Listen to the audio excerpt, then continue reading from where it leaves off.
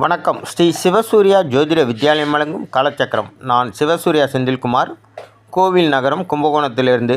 இந்த பதிவில் நம்ம பார்க்க இருப்பது மிதுன ராசி.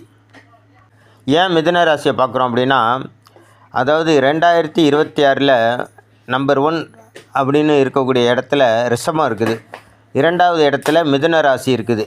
ஏன் இந்த மிதுன ராசி 2ஆம் இடத்துல இருக்குதுன்னு பார்த்தீங்கன்னா, காலபுருஷ தத்துவப்படி ராசிக்கு 3ஆம் இடம், அதாவது மேஷ ரிஷபம் 3ஆம் இடமாக இருந்தால் கூட இப்போதைக்கு நம்ம கணக்கெடுக்கிறது எல்லாமே சனி பயிற்சி, குரு பயிற்சி, ராகு கேது பயிற்சியை வச்சு தான் நம்ம கணக்கெடுக்கிறோம். அந்த வகையில் நம்ம பார்க்கும்போது மிதுன ராசி 2026 அடித்து தூள் கிளப்ப போகுது. 2ஆம் இடத்துல முன்னேறி நம்பர் 2ல் நிற்கிது.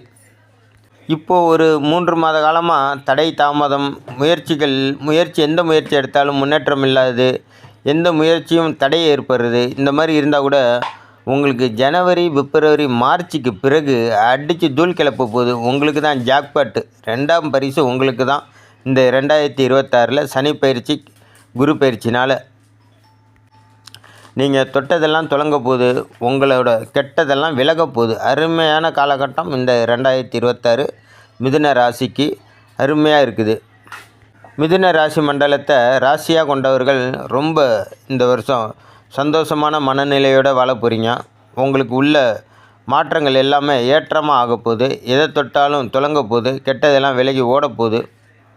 உங்களுக்கு சுபகாரியம், சுப செலவு, தொழில் தொடங்குவது, முதலீடு இடுவது, பொன் பொருள் ஆபரணம் வாங்குவது, இடம் வாங்குவது, மனை வாங்குவது, வீடு மனை வாங்குவது, விற்பது போன்ற தொழில்கள் முன்னேற்றம் தரப்போகுது.